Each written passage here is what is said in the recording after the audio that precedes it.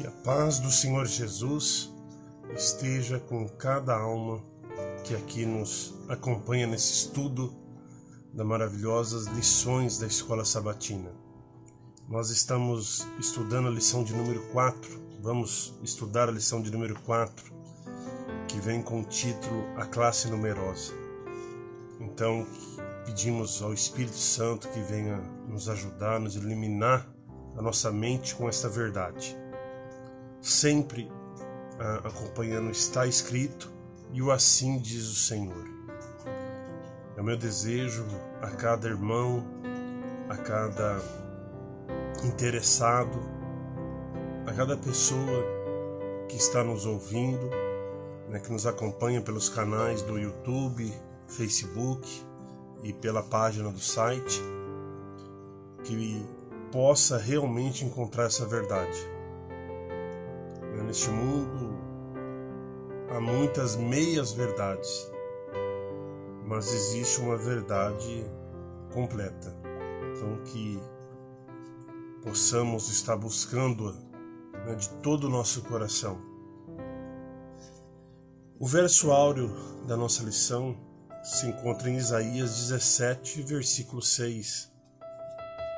Porém ainda ficarão neles alguns rabiscos, como no sacudir da oliveira, 2 ou 3 azeitonas na mais alta ponta dos ramos, e 4 ou 5 nos ramos mais frutíferos, diz o Senhor Deus de Israel. Um versículo áureo muito interessante, pois nós estamos estudando, nesse trimestre, a sacudidura e a salvação, que é algo profetizado. E aqui um versículo de Isaías, do profeta Isaías, falando sobre o tempo da sacudidura. A primeira questão: que revelação profética temos em relação a uma classe numerosa de crentes na mensagem do terceiro anjo? Vamos então analisar em Mateus, no capítulo 24, o versículo 10.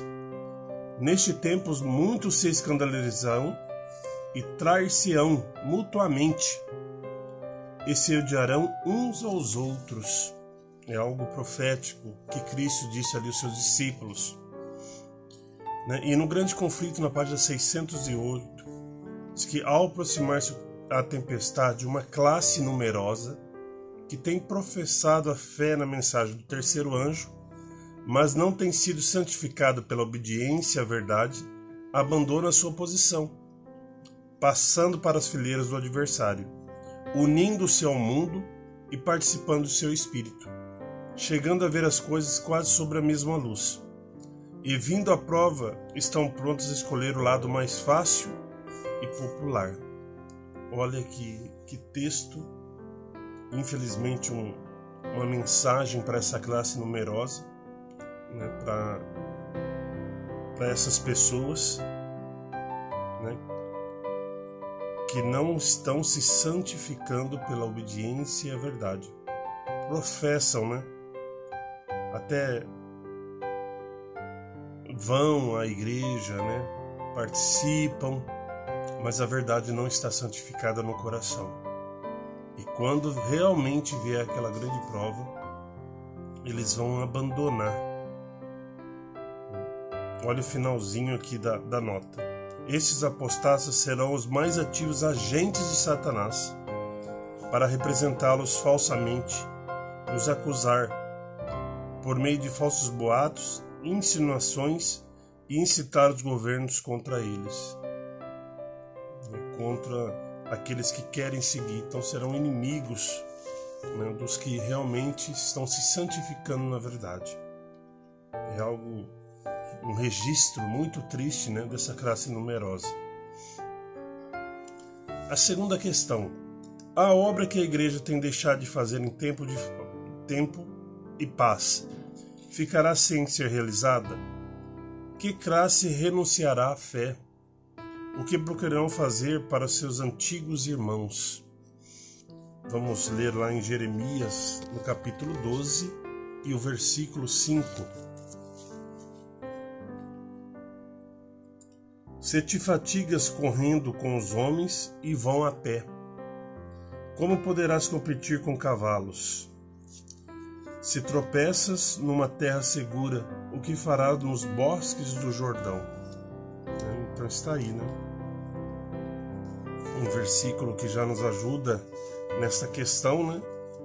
Do trabalho que está sendo deixado de fazer enquanto há tempo, enquanto há paz, enquanto há liberdade, está sendo deixado. Vamos ler o comentário inspirado pela profeta do Senhor no 5º testemunho para a igreja, na página 463.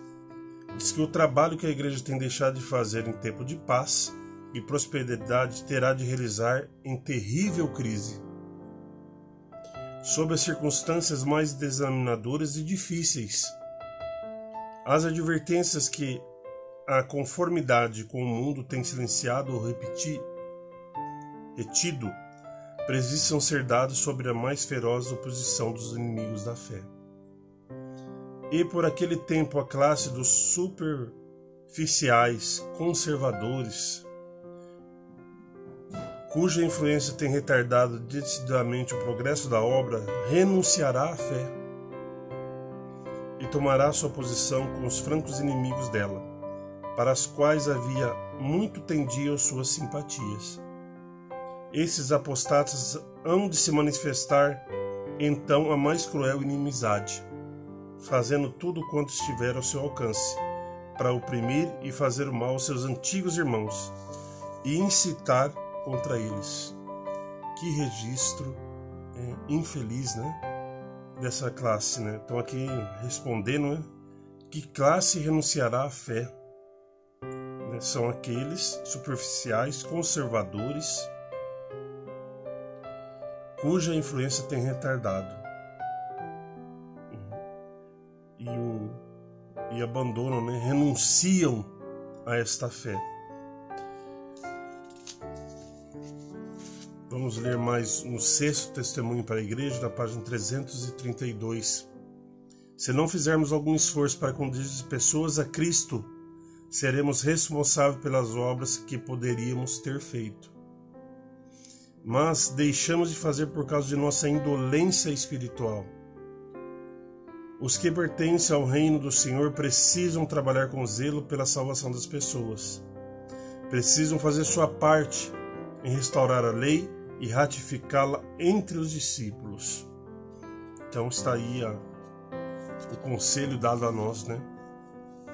Para que possamos deixar a lentidão, a indolência, né? A mornidão, né? E ir trabalhar na vinha do Senhor. Salvar almas, pois nós sabemos que estamos já no fim dos tempos. A questão de número 3. Podemos esperar que mesmo famílias inteiras percam a fé? Como devemos agir para estarmos entre as famílias aprovadas pelo céu? Josué, no capítulo 24, os versículos 14 e 15. São versículos bem conhecidos, o capítulo de Josué, o último capítulo do livro de Josué, bem conhecido. Agora temei ao Senhor e servi-o com sinceridade e com verdade. Deitai fora os deuses, os quais serviram os vossos pais, da além do rio e no Egito, e servir ao Senhor. Mas se vos parece mal servir ao Senhor, escolhei hoje a quem servais. Se aos deuses que serviram vossos pais, que estavam além do rio, ou aos deuses dos amorreus, cujas terras habitais. Porém, eu e a minha casa serviremos ao Senhor. Maravilhoso versículo, né, que retrata a condição, né, que estavam ali, o povo de Israel, né, adorando alguns deuses, né, não o verdadeiro Deus de Israel. Então foi feito esta, podemos dizer, acusação por Moisés, né, decidindo, né, colocando ali em decisão ao povo a quem eles deveriam adorar, né, e aquele versículo, no finalzinho do versículo 15, né, eu e a minha casa serviremos ao Senhor. Testemunho para Ministros, na página 411. Mesmo em nossos dias tem havido e continuará a haver famílias inteiras que uma vez se regozijaram na verdade e que perderam a fé devido às calúnias e falsidades que lhes foram apresentadas em relação àqueles a quem amavam e com os quais tiveram agradável conselho. Abriram o coração à semeadura do joio, o joio brotou entre o trigo, e eles fortaleceram a seara do trigo, tornou-se cada vez menor. E a preciosa verdade para eles perdeu o seu poder. Durante algum tempo, falso zelo acompanhou-lhes as novas teorias, que lhes endureceram o coração contra os que advogavam a verdade, como fizeram os judeus contra Cristo. Então podemos esperar que mesmo as famílias inteiras percam a fé? Está escrito que sim. Infelizmente. Isso nós vemos, né? Que famílias que conheceram a verdade, estiveram na igreja e simplesmente abandonaram, famílias inteiras.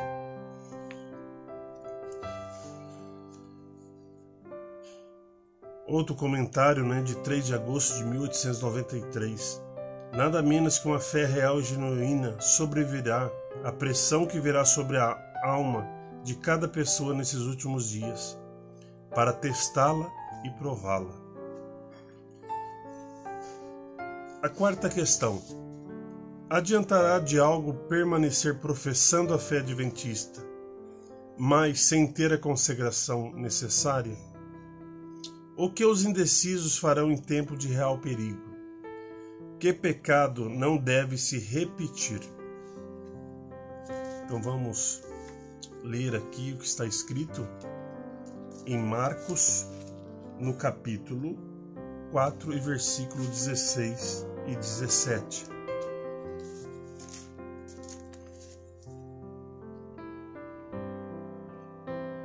Então Jesus aqui dizendo, da mesma sorte, os que recebem a semente em solo rochoso, os quais, ouvindo a palavra, logo com prazer a escolhem, mas não tendo raiz em si mesmos, são de pouca duração, sobrevivendo a tribulação ou a perseguição por causa da palavra, imediatamente se escandalizaram. Então está aí a resposta de Cristo, sobre essa classe de pessoas, porque só professa, tem uma simpatia pela mensagem, mas a verdade não está enraizada no coração. É superficial, ou seja, vindo a perseguição, ela abandona a fé. A carta de 35 de 1º de janeiro de 1898, assim nos escreve, nos relata: os que tiveram oportunidades para ouvir e acertar a verdade e se unirem à Igreja Adventista do Sétimo Dia, considerando-se o povo de Deus que guarda os mandamentos, mas não possuem mais vitalidade e consagração a Deus do que as igrejas nominais, serão atingidas pelas pragas de Deus, as últimas pragas, tão verdadeiramente como as igrejas que se unem, que se opõem à sua lei. Então está aí a resposta.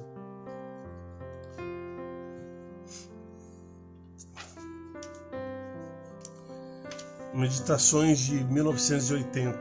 Agora que estamos precisamente nas fronteiras da terra prometida, que ninguém repita o pecado dos espias infiéis. Eles reconheceram que a terra que foram ver era boa, era uma boa terra, mas declararam que os habitantes eram fortes e que se haviam gigantes ali, e que eles mesmos, em confronto, eram como gafanhotos à vista do povo e à sua própria vista. Todas as dificuldades foram exageradas e se transformaram em obstáculos insuperáveis. Assim eles imbuíram toda a congregação de sua descrença. Algo terrível, registrado ali no povo de Israel, esse pecado, né? Esqueceram que o Deus Criador, onipotente, onisciente, né, estava conduzindo eles, que não deviam temer nada, né? E o mesmo pode ocorrer conosco, né? Durante a dificuldade que teremos, as perseguições que teremos, né? Não confiar em Deus e ainda colocar, né, em desânimo outras pessoas. Então que possamos não fazer esse tipo, né? Não ter essa atitude. A quinta questão: existem verdadeiros seguidores de Cristo nas igrejas caídas? Sim, né? Vamos ler isso, mas existe sim. O que haverá entre o povo de Deus? Naquele tempo, o que acontecerá? Que obra o inimigo procurará realizar? Vamos ler lá em Apocalipse 18, versículo 4. Ali a mensagem, né, do outro anjo. Capítulo 18 de Apocalipse. Ouvi a voz do céu, ouvi outra voz do céu dizer: sai dela, povo meu, para que não sejais participantes dos seus pecados, para que não incorrais nas suas pragas, né? Sair da onde? De igrejas caídas, né? Uma mensagem que virá no final, né? Com a chuva serúdia.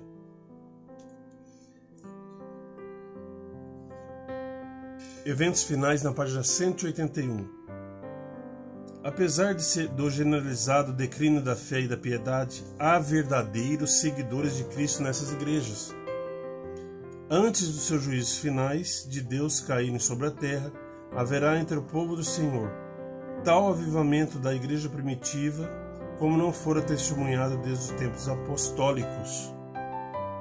O Espírito e o poder de Deus serão derramados sobre seus filhos.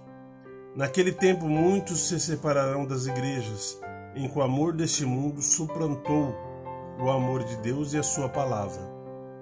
Muitos, tanto pastores como leigos, aceitarão alegremente as grandes verdades que Deus providenciou sob proclamadas no tempo presente, a fim de preparar um povo para a segunda vinda do Senhor. Chegou o tempo para tal movimento. Esforça-te para impedi-lo, introduzindo uma contrafação. Nas igrejas que puder colocar sob o seu poder sedutor, fará parecer que a bênção especial de Deus foi derramada. Manifestar-se-á que será considerado com grande interesse religioso.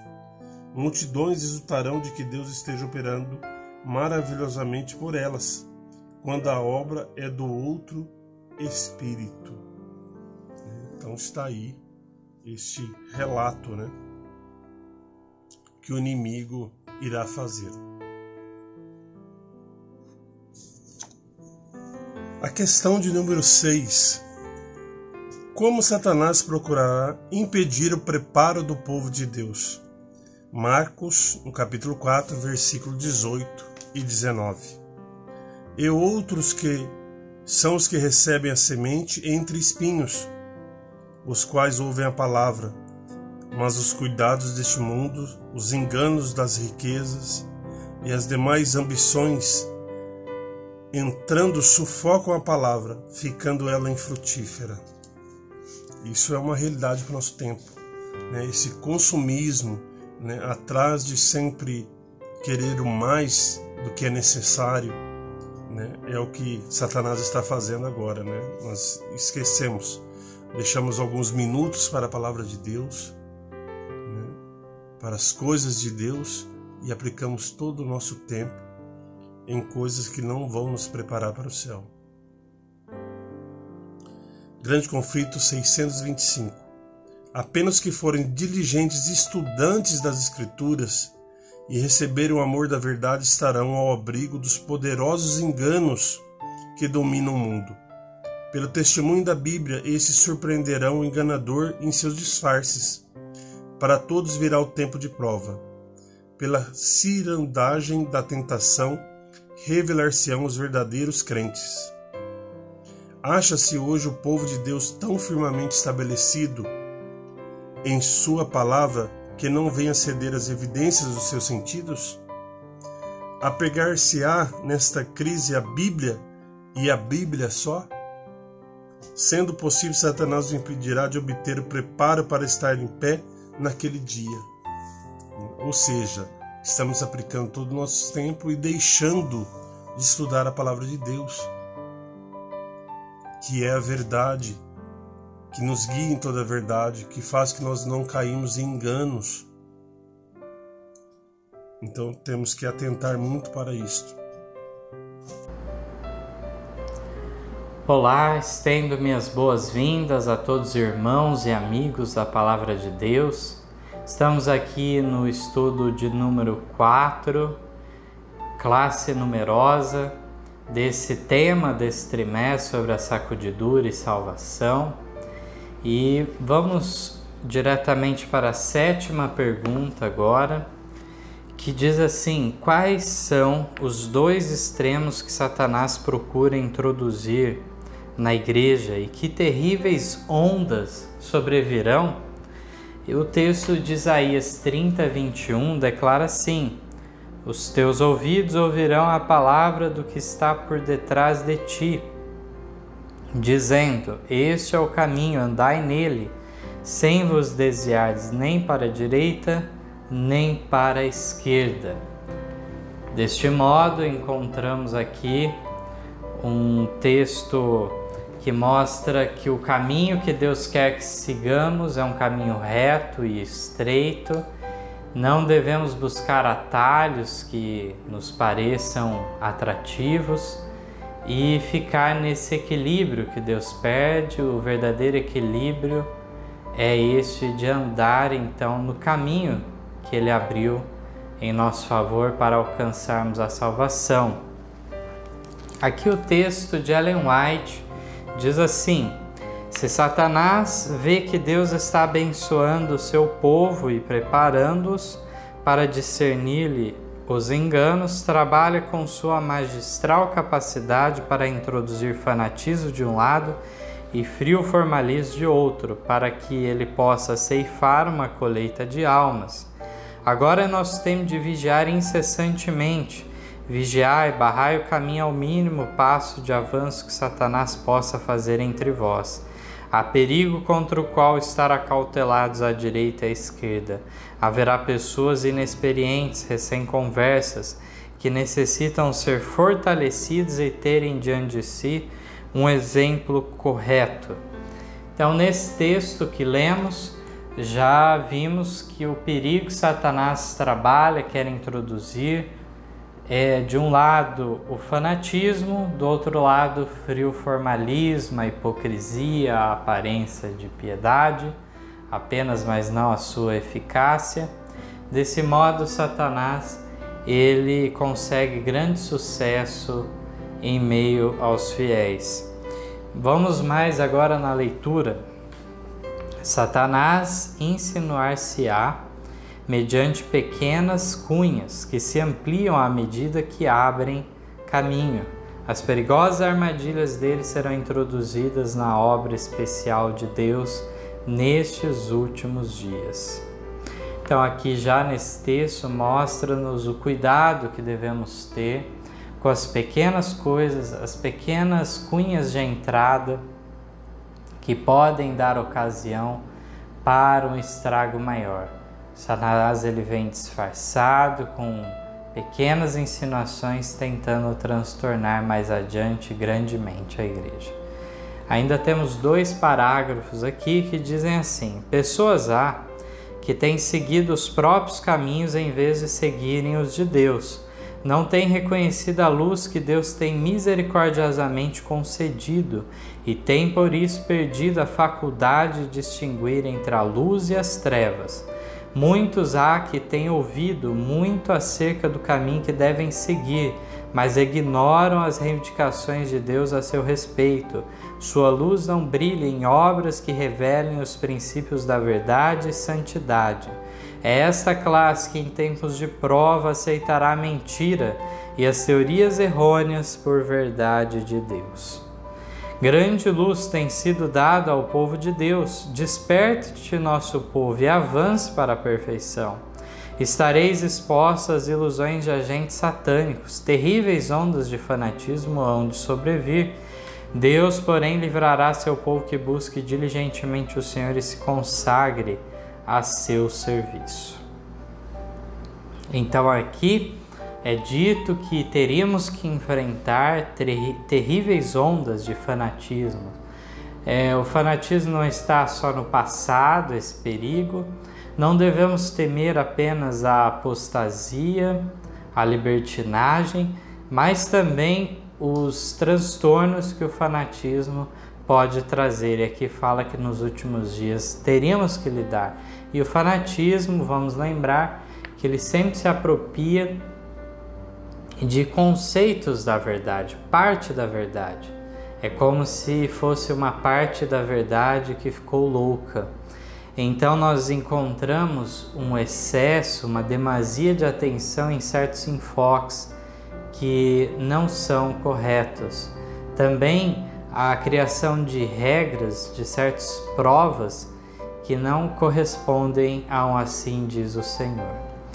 Aqui vamos mais agora à 8ª pergunta. O que ocorrerá na sacudidura com os leitores superficiais? Temos aqui um texto bíblico para lermos, 2 Coríntios 13, verso 5. Examinai-vos a vós mesmos se permaneceis na fé, provai-vos a vós mesmos. Ou não sabeis quanto a vós mesmos que Jesus Cristo está em vós?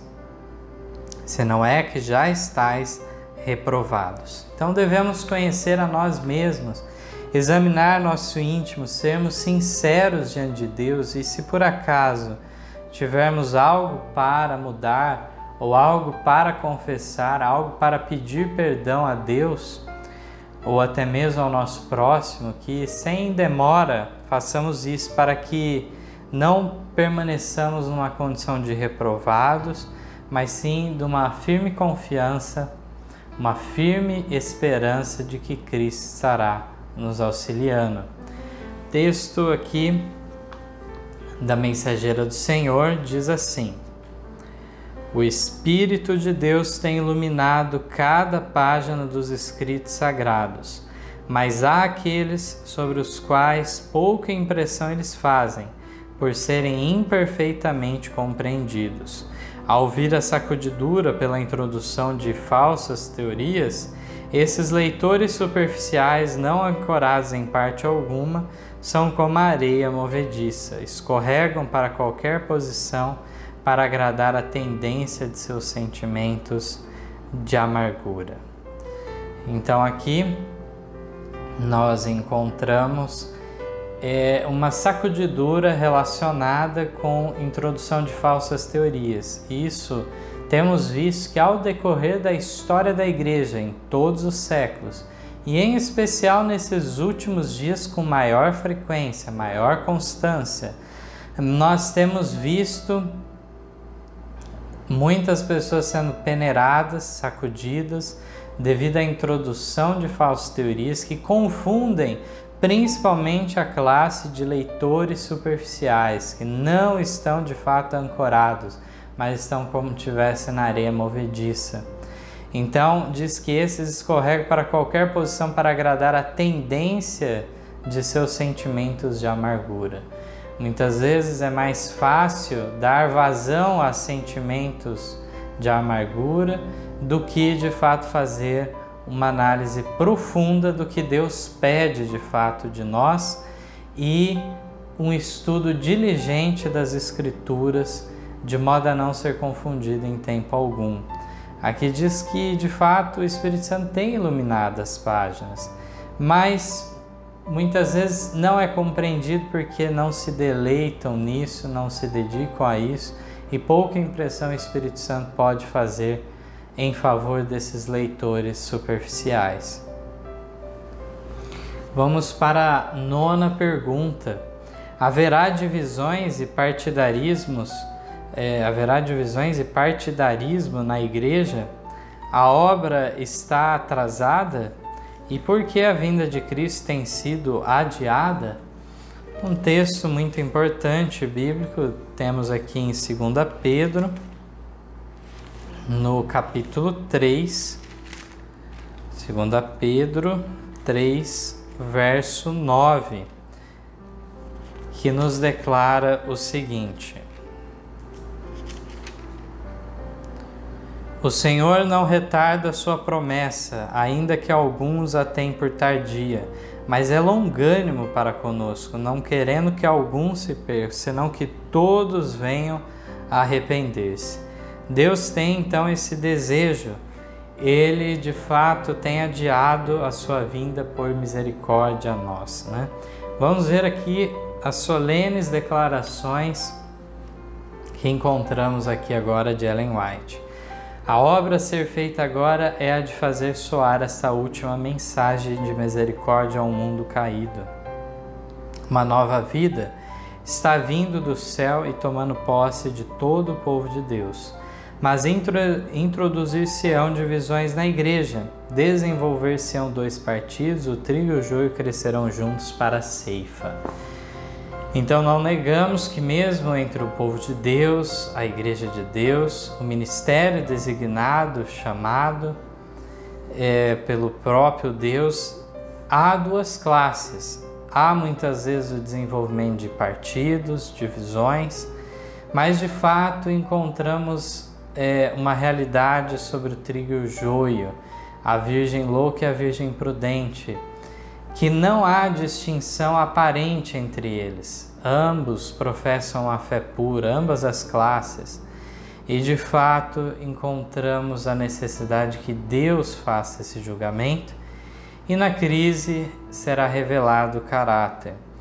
Encontramos aqui de fato a importância de levar a última obra, a última mensagem de advertência ao mundo todo. Uma nova vinda está vindo do céu tomando posse de todo o povo de Deus. Não há apenas uma mensagem negativa que nós encontramos, mas também positiva, de que apesar das dificuldades, apesar de uma classe realmente não ser sincera que está na igreja, devemos fazer uma boa obra através do ministério designado por Deus. Diz mais ainda: vocês ouvirão homens que falam de rivalidade. Ele não é tratado como deveria ter sido, eles dizem. Outros têm levado vantagem sobre ele, mas a dificuldade está com eles mesmos. Perseverança constante na direção certa dará a qualquer um lugar para permanecer em pé. Esforço racional em cooperação com Cristo significa sucesso e vitória.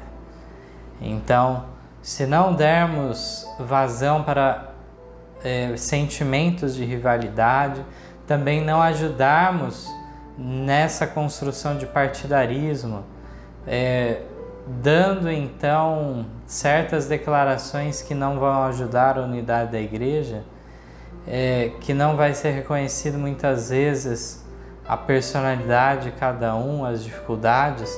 Aqui diz que devemos então trazer um esforço racional em cooperação com Cristo e deixar de lado essas questões. Diz mais aqui agora: os que tiveram privilégios e oportunidades para tornar-se versados na verdade, mas continuam a opor-se à obra que Deus quer que seja realizada, serão expurgados, pois o Senhor não aceita o serviço daqueles cujo interesse é dividido. Mais uma vez aqui vemos aqueles que tiveram toda a oportunidade, todos os privilégios. Diz que se eles não aproveitaram, não tornaram-se versados na verdade, mas continuaram a se opor à obra que Deus tem para realizar, eles, por fim, essa classe será expurgada. O Senhor não aceita um serviço dividido. Aqui, em relação ao adiamento da vinda de Cristo, diz o texto seguinte: se cada soldado de Cristo houvesse cumprido seu dever, se cada vigia nos muros de Sião houvesse dado a trombeta um sonido certo, o mundo poderia ter ouvido a mensagem de advertência, mas a obra está com anos de atraso. Enquanto os homens dormem, Satanás avança furtiva e decididamente. Então aqui encontramos essa revelação que de fato houve oportunidade já do povo de Deus revelar então um verdadeiro reavivamento e reforma e partir então para a conclusão da obra, porém não corresponder à altura dos momentos solenes em que vivemos, e a obra por causa disso está com muitos anos de atraso. Satanás não fica parado nesse meio tempo, mas avança furtiva e decididamente. Diz ainda o texto: Deus concede bondosamente um período de graça, um tempo de experiência e prova. Ele faz o convite: buscai o Senhor enquanto se pode achar, invocai-o enquanto está perto. Isaías 55:6. Hoje a voz da misericórdia está chamando e Jesus está atraindo os homens com as cordas de seu amor. Chegará, porém, o dia em que Jesus porá as vestes de vingança. A iniquidade do mundo está aumentando diariamente, e quando for atingido certo limite, o registro será encerrado e acertadas as contas. Porque o Senhor tem adiado sua vinda por tanto tempo? Todo o exército celestial está à espera para cumprir a obra final em favor deste mundo perdido, e no entanto essa obra é retardada. Isso porque os poucos que professam ter óleo da graça em seus vasos, em suas lâmpadas, não se tornaram luzes brilhantes e ardentes no mundo. É também porque os missionários são poucos. Então a voz da misericórdia se estende a cada dia para nós. Não devemos tardar em aceitar o convite divino. Encontramos aqui que chegará um estágio de iniquidade nesse mundo que não poderá ser mais tolerado. Diz ainda que todo o exército celestial está à disposição para então nos auxiliar na obra final que coroará o Evangelho de Cristo. Aqui diz então que poucos então que professam ser de fato virgens prudentes têm agido adequadamente, e poucos missionários têm havido para avançar a mensagem. Pergunta então agora de número 10. De que maneira são as promessas e ameaças divinas? E temos várias subperguntas que depois faremos então para fim de respondê-las. Mas vamos primeiramente agora ver os textos que temos em mãos. 1 Samuel capítulo 2, verso 30. Portanto, diz o Senhor Deus de Israel: na verdade tinha falado eu que a tua casa e a casa de teu pai andariam diante de mim perpetuamente. Porém agora, diz o Senhor, longe de mim tal coisa, porque aos que me honram honrarei, porém os que me desprezam serão desprezados. Que mostra a condicionalidade. Deus então não é a todo custo que ele mantém uma promessa, mas é condicional isso. Aqui diz que ele tinha falado da casa de Arão, no caso aqui o contexto vem trazendo, né? Que andaria perpetuamente diante dele, mas agora longe de mim tal coisa, porque eles estavam desprezando. Vamos agora em 2 Crônicas. 2 Crônicas, no capítulo 15. E o verso 2 tem um complemento para nós no mesmo sentido. E saiu ao encontro de Asa e disse-lhes: ouvi-me, Asa e todo Judá e Benjamim, o Senhor está convosco enquanto vós estáis com ele. Se o buscardes, o achareis, porém se o deixardes, vos deixará. Aqui encontramos então, nesse texto, mais uma vez a condicionalidade das promessas divinas. Se o buscardes, certamente achareis, mas se deixardes, ele também vos deixará. As bênçãos prometidas não ocorrerão. Então o Senhor está conosco enquanto assim o quisermos. Isaías 48, 18. nos traz mais uma informação maravilhosa da palavra de Deus. Ah, se tivesses dado ouvidos aos meus mandamentos, então seria a tua paz como o rio e a tua justiça como as ondas do mar. Deus queria fazer algo maravilhoso em favor do povo de Israel. Ah, se tivesse dado ouvido, eu queria tanto que tivessem dado, mas não foi assim. E de fato o resultado foi bem diferente daquele que Deus queria conceder a eles. Aqui o texto diz assim: é verdade que o tempo tem prosseguido mais do que esperávamos nos primeiros tempos dessa mensagem. Nosso Salvador não apareceu tão depressa como esperávamos. Falhou, porém, a palavra do Senhor? Nunca. Devemos lembrar que as promessas e ameaças de Deus são igualmente condicionais. Então isso já responde a primeira parte da pergunta, né? De que maneira são as promessas e ameaças divinas? São condicionais. A Bíblia e o Espírito de Profecia confirmam isso. Um conceito que nunca pode ser perdido de vista. Diz a outra parte da pergunta: o que teria acontecido depois do grande desapontamento se os adventistas tivessem se unido na verdade? Porém, o que aconteceu? Aqui a continuação do texto diz: houvessem os adventistas, depois da grande decepção de 1844, ficado firmes na fé e seguido avante, união no caminho aberto pela providência de Deus, recebendo a mensagem do terceiro anjo e proclamando-a ao mundo no poder do Espírito Santo, haveriam visto a salvação de Deus. O Senhor haveria cooperado poderosamente com seus esforços. A obra se haveria completado e Cristo haveria vindo antes disso para receber seu povo, para lhes dar o galardão. No período de dúvidas e incerteza que se seguiu ao desapontamento, porém, muitos dos crentes no advento abandonaram a fé, penetraram dissensões e divisões. A maioria opôs-se pela voz e pela pena. Aos poucos que, seguindo na providência de Deus, receberam a reforma do sábado e começaram a proclamar a mensagem do terceiro anjo. Vemos que Deus queria concluir em pouco tempo. No entanto, não houve uma união depois do grande desapontamento, mas a maior parte rejeitou agora. Tinham aceitado a primeira e a segunda mensagem angélicas e acabaram por rejeitar a terceira. Por consequência de ter rejeitado a terceira, rejeitaram as duas anteriores também. Diz ainda a última parte da pergunta: que pecados têm impedido Israel moderno de entrar na Canaã celestial? O texto declara: por 40 anos a incredulidade, murmurações e rebelião excluíram o antigo Israel da terra de Canaã. Os mesmos pecados têm retardado a entrada do moderno Israel na Canaã celeste. Em nenhum dos casos as promessas de Deus estiverem em falta.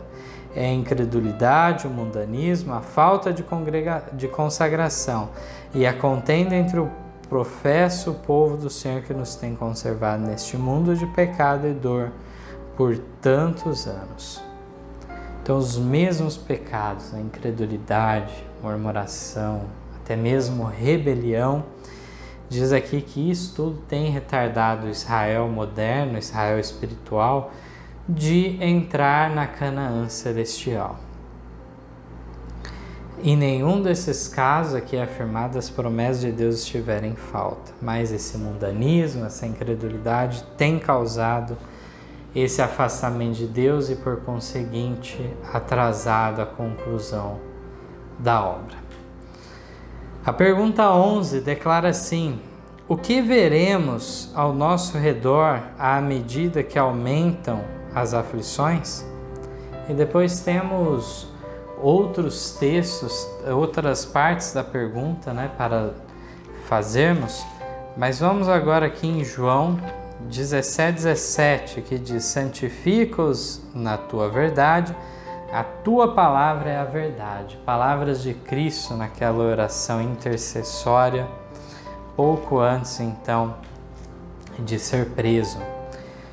Aqui diz primeiro parágrafo. À medida que as aflições se adensam ao nosso redor, serão vistas em nossas fileiras tanto separação como unidade. Alguns que agora estão dispostos a pegar nas armas da peleja, em ocasiões de verdadeiro perigo, tornarão manifesto que não edificaram sobre a sólida rocha, pois cairão em tentação. Os que tiveram grande luz e preciosos privilégios, mas não os aproveitaram, irão, sob um pretexto ou outro, retirar-se de nosso meio.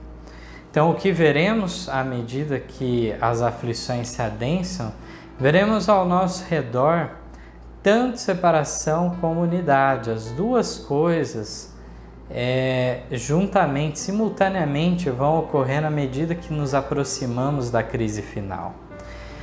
Vemos aqui que muitos irão sair de nosso meio sob um pretexto ou outro, descrendo então da tríplice mensagem angélica. Aqui encontramos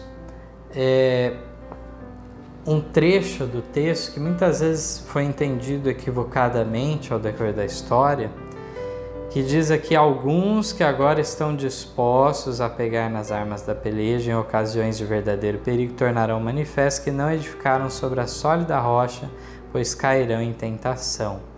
Aqui o texto não se refere a armas literais de combater, ir a uma guerra ou coisa do gênero.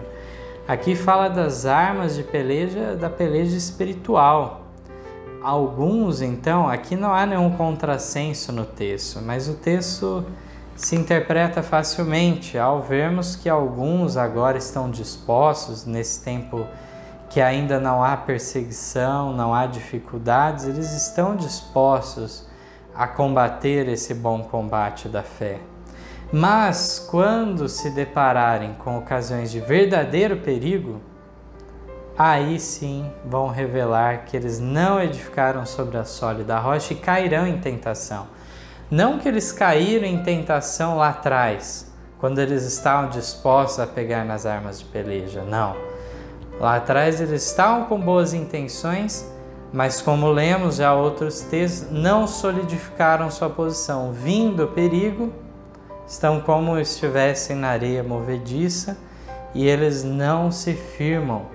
E desse modo, apesar da grande luz, dos grandes privilégios, eles descreem então da verdade. Aqui a continuação vai nos trazer mais revelações. E as perguntas seguintes o que é dito sobre ovelhas desgarradas no decreto dominical? De que maneira estará o povo de Deus? Por fim, o que é falado sobre a mensagem do terceiro anjo? Declara assim o texto: não tendo recebido o amor da verdade, eles serão induzidos aos enganos do inimigo. Darão ouvidos a espíritos enganadores e a doutrinas de demônios. E se afastarão da fé.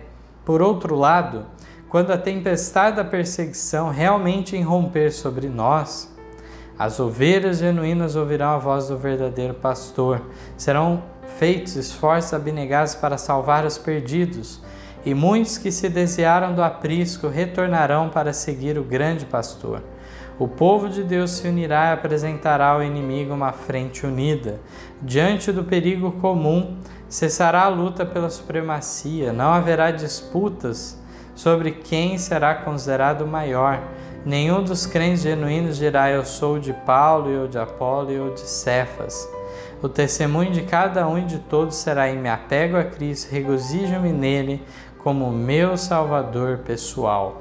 Assim será a verdade introduzida na vida prática, de modo que seja respondida a oração de Cristo, pronunciada justamente antes de sua humilhação e morte, para que todos sejam um, como tu, ó Pai, o és em mim, e eu em ti, que também eles sejam um em nós, para que o mundo creia que tu me enviaste. O amor de Cristo e o amor de nossos irmãos testificarão para o mundo o que temos estado com Jesus, testificarão para o mundo que que temos estado com Jesus e aprendido dele. Então a mensagem do terceiro anjo se transformará no alto clamor e toda a terra se iluminará com a glória do Senhor. Aqui declara do momento que de fato a tempestade da perseguição vir. Haverá então aqueles que ouvirão a voz do verdadeiro pastor, e fala até mesmo daqueles que se desviaram do aprisco e que retornarão. Diante então do perigo em comum, o povo de Deus se unirá. O povo de Deus não estará envolto em luta por supremacia e nada disso, um partidarismo na igreja, mas todos eles então de fato apresentarão uma frente unida. E assim, dessa parte aqui da verdade introduzida na vida prática, será deste modo finalmente respondida plenamente a oração de Cristo em João 17, daquela unidade que ele desejava que a Igreja de Deus tivesse. Por fim, o que é falado sobre a mensagem do terceiro anjo? Nós vimos aqui que depois de todos esses fatos, então a mensagem do terceiro anjo crescerá para um alto clamor. E aí a terra toda será iluminada com sua glória. Esse será o tempo devido da mensagem atingir o volume de um alto clamor e vir então o outro anjo, também de Apocalipse 18, para auxiliar na conclusão da obra. Temos aqui agora uma última pergunta, de número 12. Que certeza nos é dada? Diante de todo esse quadro que nós vimos na lição, né? Que certeza nos é dada? 1 Coríntios 10, versos 11 a 13, dizem assim: Ora, tudo isso lhe sobreveio como figuras, estão escritas para aviso nosso, para quem já são chegados os fins dos séculos. Aquele, pois, que cuida estar em pé, olhe, não caia, não veio sobre vós tentação, senão humana, mas fiel é Deus, que não vos deixará tentar acima do que podeis. Antes, com a tentação, dará também o escape, para que a possais suportar. O texto nos mostra como podemos aprender ao estudar a história do antigo Israel, a história da igreja. Tudo isso trazido para ser lições, advertências para nós que estamos vivendo nesses últimos dias. Estarmos atentos àquele, pois, que cuida estar em pé, olhe, que não caia. E, por fim, o verso 13 vem trazendo essa certeza que Deus não envia, não permite que ocorra uma tentação sobre-humana, superior ao que nós possamos suportar. E mais, com a tentação, ele apresenta o quê? O escape também dela. Aqui o texto de Ellen White, para concluirmos, diz que a grande crise está justamente diante de nós. Para enfrentar suas provas e tentações e cumprir suas injunções, será necessária fé perseverante. Contudo, podemos triunfar esplendidamente. Nenhuma alma vigilante que ore e crê será enlaçada pelo inimigo. Então essa lição vem falando das dificuldades em que o mundo estará.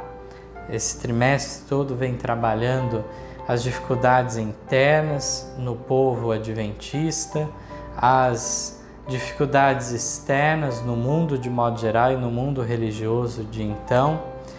Apresenta as ciladas, os enganos, as heresias que Satanás procura trazer. Tudo isso nós estudaremos ao decorrer desse trimestre, sempre tendo em vista a verdade, sempre numa defesa vigorosa dos testemunhos que nos chegaram através daquele instrumento maravilhoso usado por Deus, que foi Ellen White, aquela jovem que teve um profícuo ministério de 70 anos, então, dando advertências ao povo remanescente.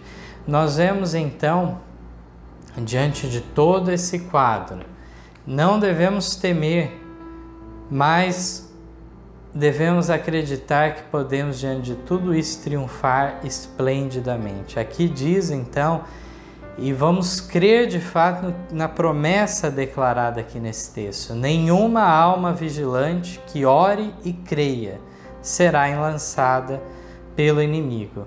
Não haverá esse enlace do inimigo para aquele então que ora e crê. Aquele que ora e vigia constantemente, aquele que crê e põe em ação a sua crença. Com certeza esse estará protegido dos dardos então que Satanás quer enviar, afetar-nos para nos desanimar, nos desviar do caminho. Que possamos prosseguir com a guia do Espírito Santo, indo em direção à Cidade Santa, naquele caminho alto e elevado apresentado para o povo do Advento, e que a luz por detrás deles, do clamor da meia-noite, e a guia de Cristo ao decorrer do caminho, dando maior luz a tudo isso, nos permita chegar à Cidade Santa, de modo que, seja o que for necessário ser deixado pelo caminho, nós estejamos ao final entre aqueles que triunfaram sobre as dificuldades desses últimos dias, que numa crise foi revelado um caráter que poderá ser levado para a eternidade. Esse é o meu desejo de oração a cada um de vocês. Amém.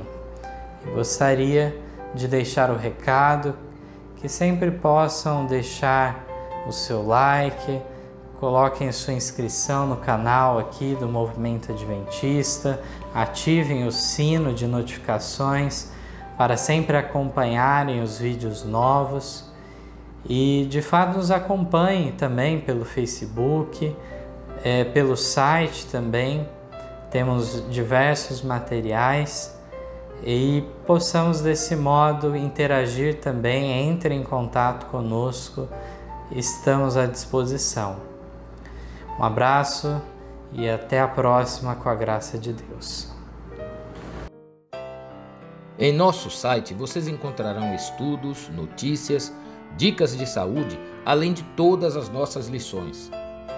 Participem conosco através da nossa página no Facebook e assistam todas as nossas lições através do YouTube.